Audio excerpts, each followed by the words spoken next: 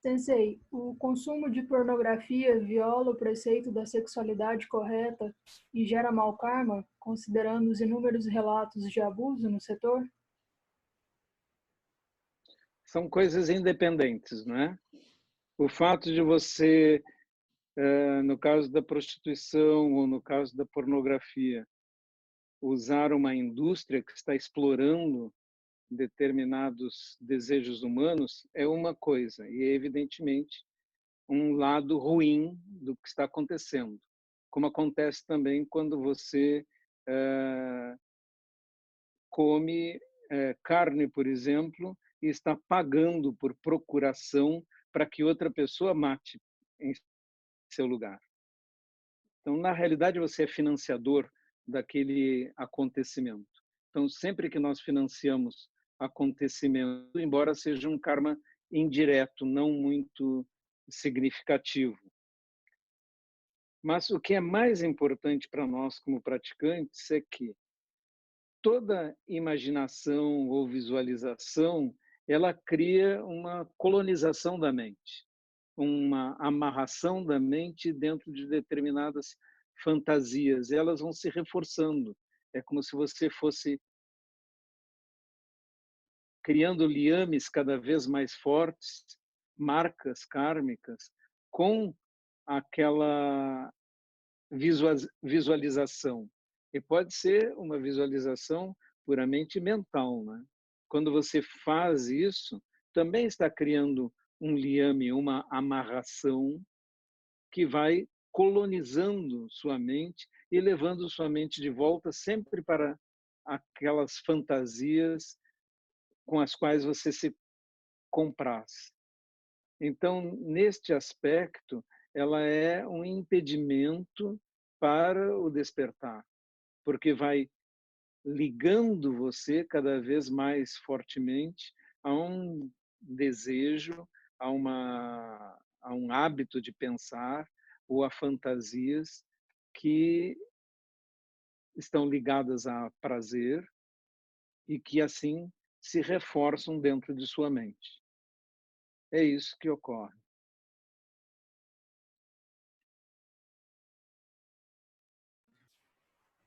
Pergunta de Hakue-san.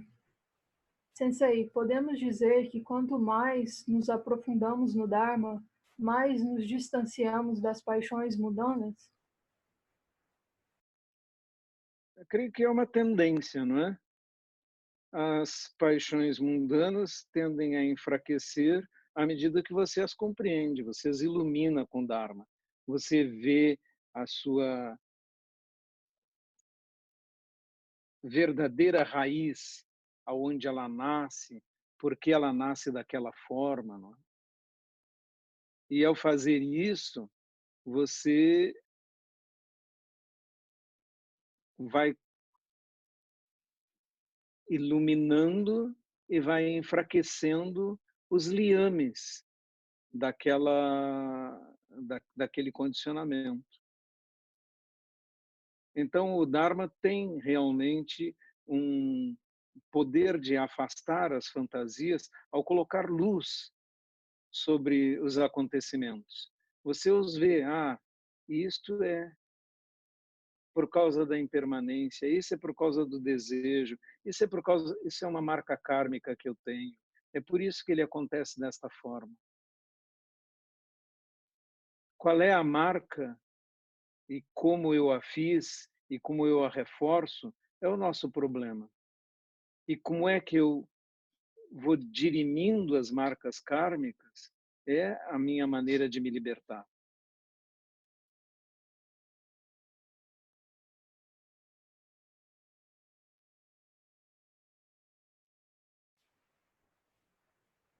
Sensei, o que significa delusões? A delusão é uma ilusão que você não se dá conta. Um bom exemplo é quando você vai ver televisão, você enxerga os pixels na tela. Né?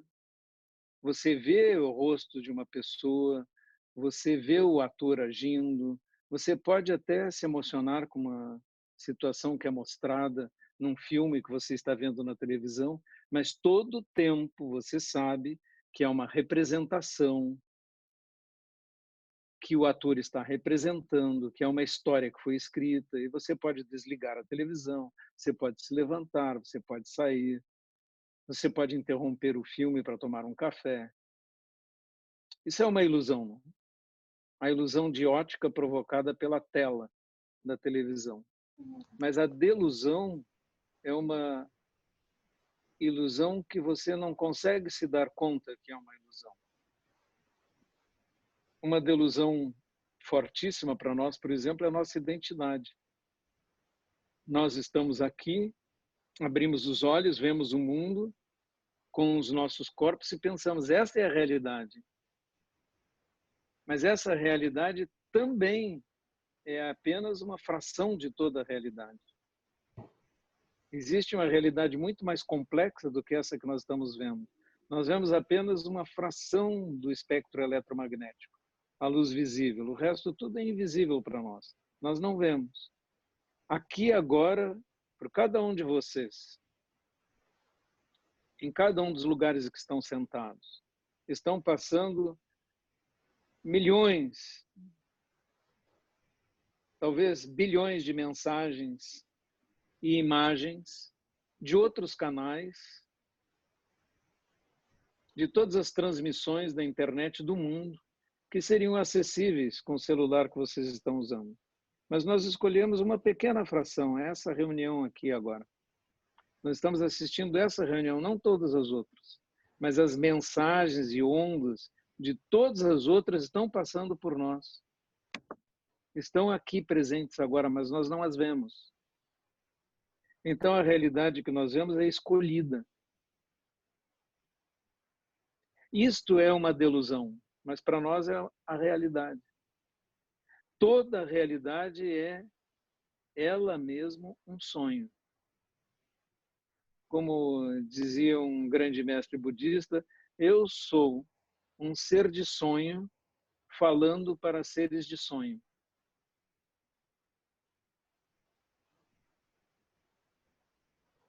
Eu sou o seu sonho, vocês são o meu sonho. A realidade é muito mais extensa do que isso. Nós estamos vendo apenas esta fração, porque escolhemos. Esse é nosso karma, ter escolhido esta fração. Meus parabéns pelo karma que vocês têm de sentar-se na quarta-feira de noite para fazer zazen e escolher ouvir o Dharma. Isto já é uma grande força, uma grande marca kármica, nós sermos capazes de chegar a este ponto de fazer esta escolha.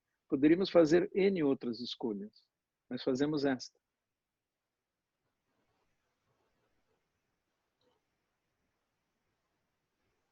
Sensei, como não confundir a vacuidade com a ideia de que nada existe e que nada tem valor, o niilismo? A ideia de que nada existe ou nada tem valor é absurda. Tão absurda quanto a ideia de eternalismo, de que todas as coisas são eternas, duram para sempre, etc. Nenhuma dessas ideias tem solidez. Elas são todas frágeis. Todas as ideias de eternalismo ou niilismo são ideias extremas. E o budismo sai disso. O budismo pensa no caminho do meio. Nem niilismo, nem eternalismo. Nós estamos falando em um fluxo contínuo de coisas interconectadas, interdependentes, em contínua mudança. Isto é a realidade que vivemos.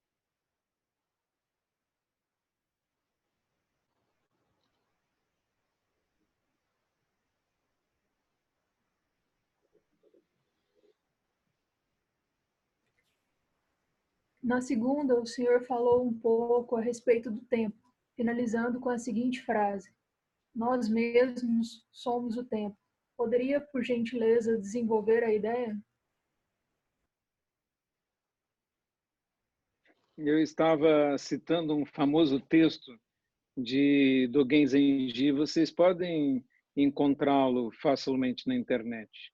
Chama-se Uji, ser no tempo. Já que somos fluxo, na realidade, fluxo é tempo. As coisas não estão estáveis, paradas, estão em fluxo. Nós estamos em fluxo. A cada momento estamos envelhecendo e dentro em algum tempo nós morreremos, mas isso é fluxo. Não existe um fim nisso, só existe continuidade. Nós também continuamos sempre, somos muito antigos e continuaremos também como fluxo, mas sempre em mudança. Não somos estáveis ou temos identidades fixas. Nós somos um fluxo e por isso nós somos tempo. Sensei, quando estamos sentados no zafu, seja em posição birmanesa, meio lótus ou lótus completo, existe uma posição certa para as pernas? À esquerda, à frente, por exemplo? Ou tanto faz? Na realidade, cada vez você deve sentar com uma perna à frente. Varie a posição. A posição talvez mais prejudicial para a coluna é a meio lótus, porque na meio lótus você coloca um pé sobre uma das coxas e a outra perna no chão, assim. E quando você faz isto, você faz uma tensão que entorta a coluna para um dos lados. Então você tem que variar para o outro lado no próximo zazen. Um grande elogio que sempre se faz à posição de lótus completo, que é uma posição dificilmente praticada no Ocidente, e mesmo no Oriente, é que ela é muito simétrica, muito estável, muito amarrada, e daí permite grande estabilidade para quem tem flexibilidade para praticá-la. Mas o importante não é a posição das pernas. Você pode sentar ajoelhado em 6A, com um banquinho, pode sentar até numa cadeira. Desde que você mantenha a espinha ereta, não são as pernas o grande problema. Por isso, o ideal é que nós consigamos colocar nossos joelhos apoiados no solo, porque aí nossa coluna tende a ficar reta. Quando você levanta os joelhos, naturalmente começa a curvar a coluna e se inclinar para frente. E isso impede uma respiração livre. Por isso, uma postura ereta, com os joelhos bem apoiados no chão, é a melhor coisa.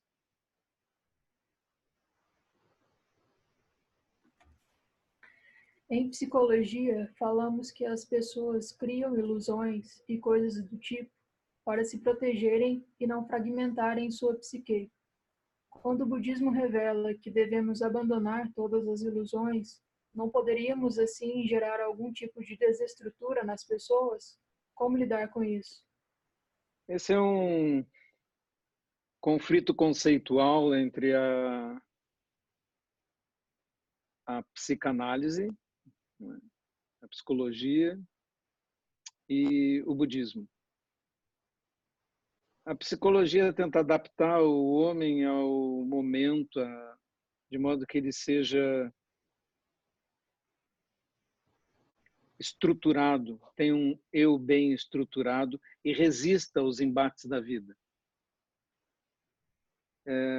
Como eu já disse, é perfeitamente plausível você ter uma psicóloga numa equipe de atiradores para que eles sejam bem calmos, estáveis quando atiram e matem pessoas, né? e lidem bem com a situação depois.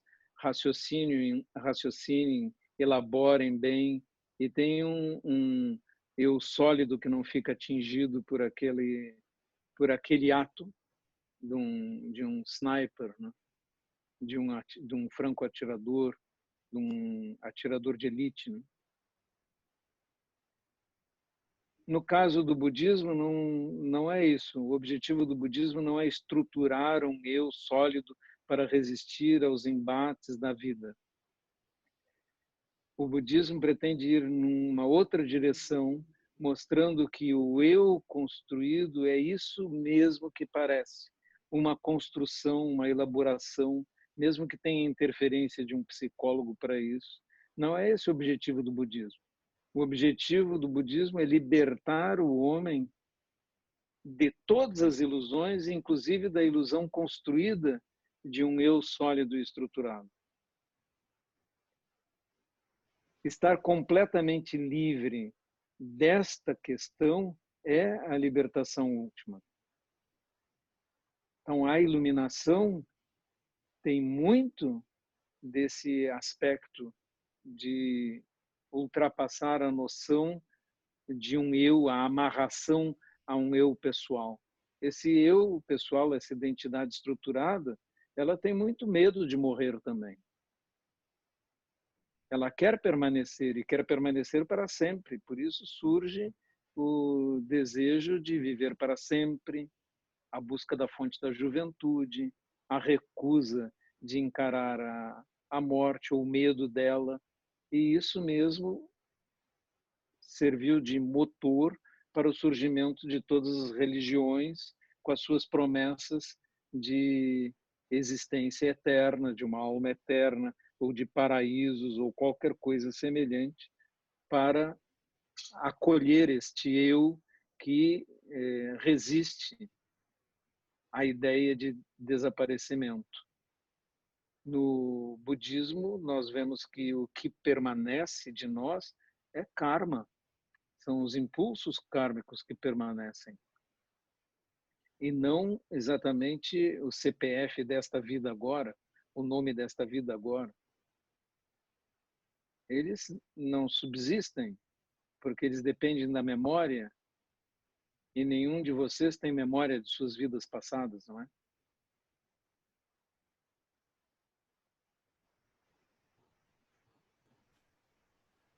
Pode nos falar sobre a intuição e se a prática de zazen a torna mais sensível? O surgimento de CIDs, não é? Que CIDs são chamados estas habilidades que surgem com a prática da meditação. A acentuação da habilidade de lidar com a intuição é uma delas, mas não é nosso objetivo desenvolver CIDs, nem habilidades, nem nos tornarmos melhores ou diferentes dos outros, ou superiores aos outros. Dias desses, alguém me escreveu sobre uma prática de uma ordem ocultista que se dedica a desenvolver poderes, projeções da consciência, intuições, saberes excepcionais. Do ponto de vista do Zen, isso é um obstáculo para a iluminação. Esse chama-se o caminho do feiticeiro. Ele quer obter poderes para ser melhor do que os outros, mais poderoso, ter habilidades que os outros não têm. A instrução para os monges no Zen é: se você desenvolver qualquer habilidade através da sua prática, não a use e não fale dela.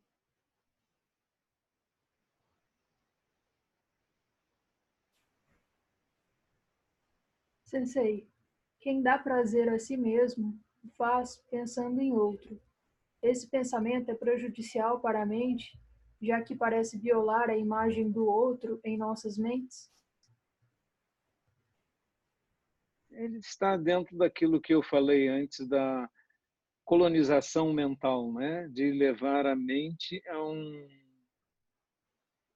a caminhos, criar marcas dentro de determinadas fantasias. Daí elas tendem a se repetir ou se acentuar ou procurar novas formas. Então, esse hábito de visualizações, ele tem essa trama, mas ela incide sobre qualquer outro sentimento. Ele incide, por exemplo, sobre os sentimentos de raiva, de ciúme, de ódio.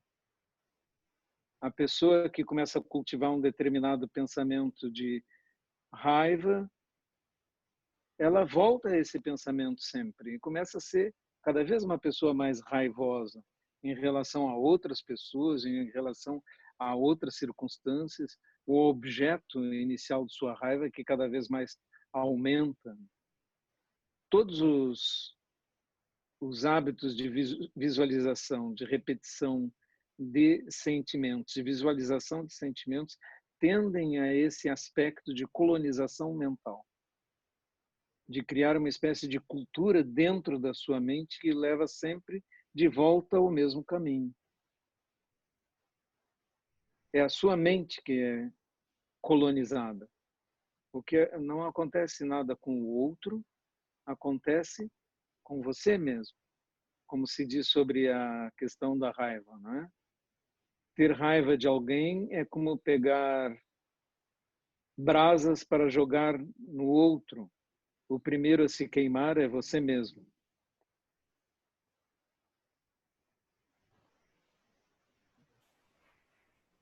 Falta mais uma pergunta, Sensei. Ok. Depois que comecei a praticar, meus amigos falam que não estou normal. Não sinto mais prazer em atos, como tomar cerveja, sair, enfim. Percebo que não sinto prazer nas vivências como piadas, grupos que falam mal de várias situações. Tenho escutado que me tornei alienígena depois do zazen. Sinto que preciso me enraizar cada vez mais na sanga. Isso é um pensamento dual? Bom, isso vamos dizer que é normal, né?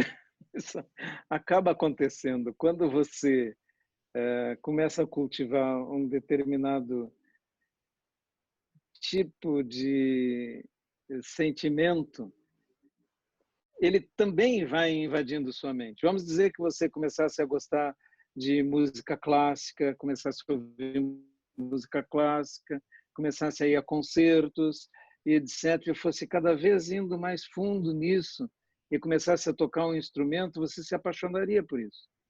Para as pessoas que não apreciam música clássica, você se tornaria um alienígena, né? Porque você está naquela tradição venerável e aquela tradição absorve você. E você começa a ver pobreza em outras formas de música.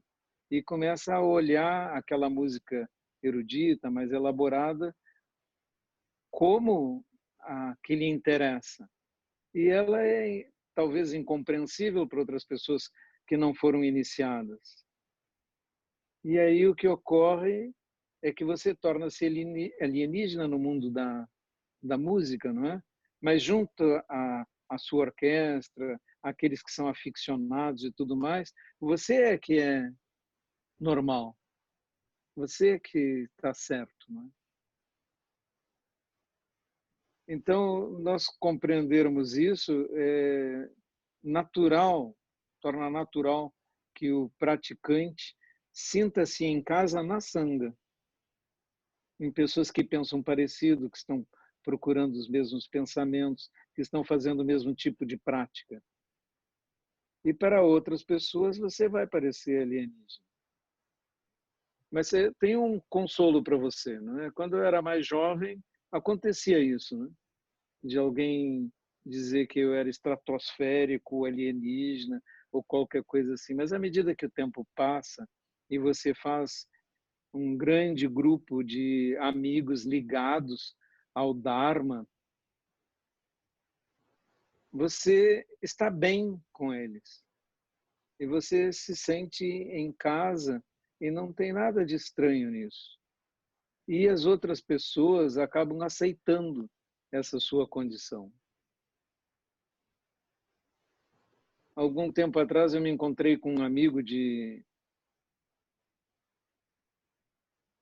40 anos atrás. E ele me disse: eu não te reconheço, parece outra pessoa. Eu, na realidade, fiquei satisfeito com isso, né? Fiquei contente. Porque eu também não me reconheço naquele indivíduo de 30 anos, de 40 anos atrás. Eu não me reconheço nele. Eu estou satisfeito com quem eu sou agora, com os amigos que eu tenho agora. Já um mês atrás fui a Mendoza, na Argentina, para a reunião de professores do Zen latino-americano, desde o México até o Chile, e nos reunimos lá. E todos estávamos muito felizes, estávamos em casa, né? Então, para as outras pessoas, talvez fôssemos alienígenas, mas ali naquele grupo, não, era a reunião dos alienígenas. Era isso. E estávamos felizes. Bem-vindo a Sangha.